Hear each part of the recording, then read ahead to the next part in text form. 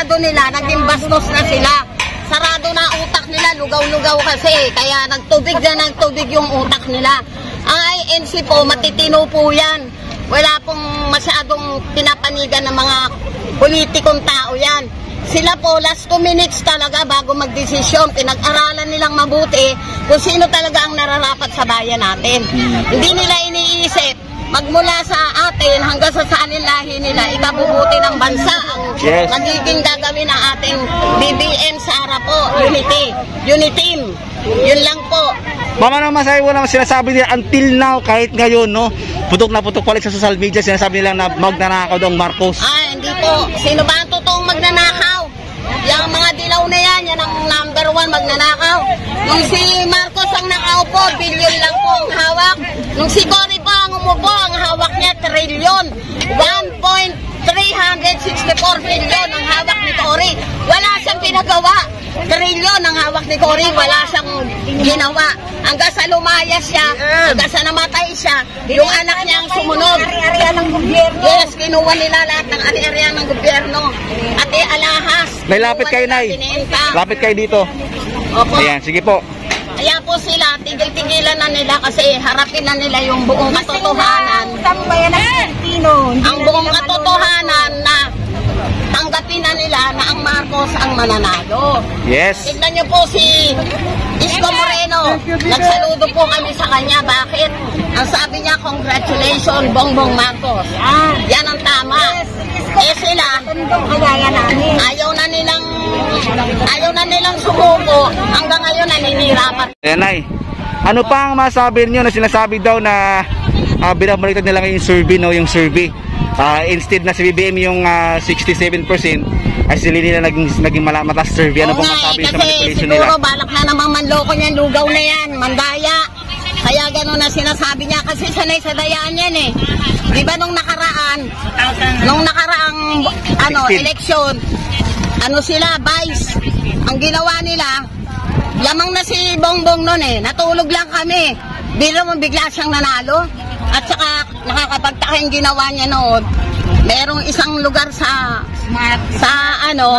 probinsya na zero vote si Bongbong. Napaka-imposible, di ba? Sanay na sanay sa panloloko yan si Lenny na yan. Si Lugaw, sanay na sanay yan manloko. Si Lutang. Oo, si Lutang. Sinasabi niya, walang pinag-aralan si Bongbong.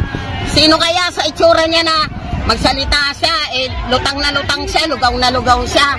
Ang layo na sinasabi niya. Si BBM hindi nagbabasa, dire-diretso, galing sa puso, galing sa isip. Walang binabasa. Sinasabi lahat yung mga nararapat sabihin para sa tao. At saka dapat magising na yan sila eh. Yung mga kalaban. Tama. Umatras na sila kasi alam naman nila wala silang panalo. Maliban na lang talaga nag-iisip sila ng mandaraya. Kasi ugali naman nila yun eh. Mandaraya talaga yan. May pruweba naman. Nay, magtubig ka muna, Nay. Kasi mainit po tayo. Oo nga. Iba naman. Yan. Ma'am, how about ma'am doon sa after nang maupo si President Marcos at yung mga namunod nung after niya? Nung mga sumunod? Ano pa yung mga nangyari? Ano yung pinagbago? Lahat sila. Oo, hindi ako namiminta sa kanila.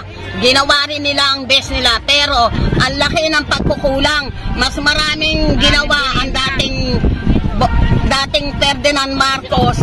Lahat ng ginawa ni Ferdinand Marcos hanggang ngayon pinakikinabangan ng tao. Pinakikinabangan nila. Pero kung maminta sila, gano'n na lang. Ay ang mga sumunod kay President Ferdinand Marcos, wala pong binatbat yan, wala ni katiting sa ginawa ng matandang nila kay Marcos po.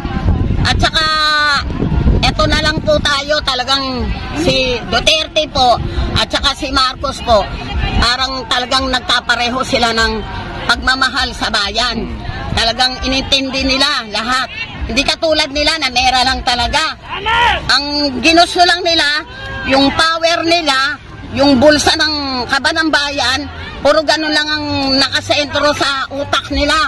Puro sila yung totoong magnanakaw. Binenta nila lahat. Ito, yung kinatatayuan na to. Si Ramos ang nagbenta nito. Ma'am, sino nagpagawa nito? Nag-reclamation po. Sino nagpagawa nito? Ano po? po. Sino paggawa nito? Nagpagawa din yung ano na, yung bumili. Oo, bumili na, yung pinagbentahan. Yun ang nagpagawa nito. Binenta nila to eh. Dagat lang. Kaya wag silang magmalinis. Lahat ng pagbebenta, lahat ng pagnanakaw na sinasabi nila sa mga Marcos, sila yun. Buhay pa kami, senior na ako. Nung araw kay Ferdinand Marcos, pag nagbigay ng ayuda, ang dadalhin mo jeep. Ang binibigay sa amin, sa lola ko kasi bata pa ako noon. Ang dinadala namin, sako-sakong bigas, pinamimigay. Pila-pila mga tao, may dalang jeep. Bigas, sako-sako, halos ang makukuha mo, magtatayo ka na ng tindahan sa mga dilata. Dito, yung mga nakaupo na wala. Salamat na lang kay Duterte kasi siya ang presidente nung magkaroon ng pandemic. Talagang pinamigay lahat ng pera. Kaya sa tingin ko, kung ang presidente pa rin ay yung sinundan ni Duterte, malamang nagutom tayong lahat. Hindi lang COVID ang magiging sakit natin ng mga panahon na yun sa sobrang gutom ng mga tao. Ayun po. Ang nagsasalita lang na hindi maganda ang martial law, yung mga kalaban, yung mga pasaway, yung may mga bahid na hindi maganda sa gobyerno, kaya ayaw nila ng martial law. Pero sa katulad natin, mga simpleng tao, bagay yan. Dahil nung araw, ang martial law, pagka dineclared ni Ferdinand Marcos, walang lumalabas, alas 6 pa lang, tulog na kami, mga bata pa kami noon. Ngayon, tignan mo, ang daming adik, ang daming magnanakaw, diba? Kasi ayaw nilang pa-implement yung martial law. Kasi sila yung number 1 na pasaway sa gobyerno eh. Walang rapist, walang hold-upper. Yang sabi nila, marami daw pong pinatay at ni-rape si Marcos ng panahon ng martial law. Si Marcos nang re-rape. Hindi nga nila mapatunayan lahat ng bintang nila eh.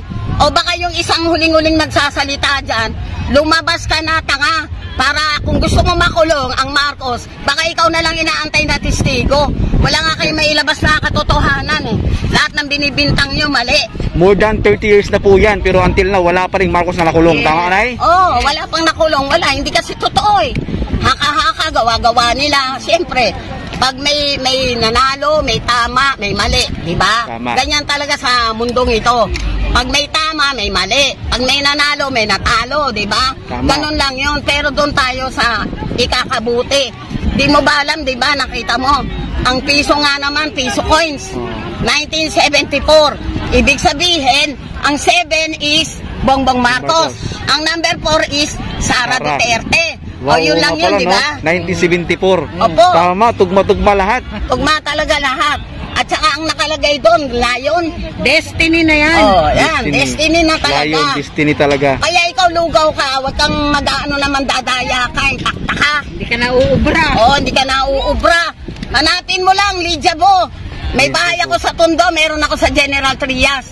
Nay, payag ka ba makipag-debate kay Lugaw? Makipag-debate? Kaya ko naman eh. Kasi kahit sinasabi niya na abogada siya, abogadang wala siya ata sang silya. Kasi pag tinatanong siya, yung mga sagot niya, mali-mali. Ang layo sa tanong. Mag-iisip pa bukod sa mali-mali. Alam mo, saludo ko sa kanya, sabi niya, abogado siya. Yung pala, abogaga siya. Di ba? Abogaga. Kung makapintas siya kay Bongbong, walang pinag-aralan, ganun-ganon. Dapat kung may pinag-aralan ka, maging maayos at maging mabuti kang tao. Yun lang. Ay, hindi ako teacher. Baka sabihin pa nga, lugaw na yan, wala rin ako pinag-aralan. Totoo yun. High school lang ako, pero sinasabi ko sa'yo, lalabanan kita ng debate, impacta ka. Para kay BBM at Sara at para sa kay BBM. Katotohanan lang tayo.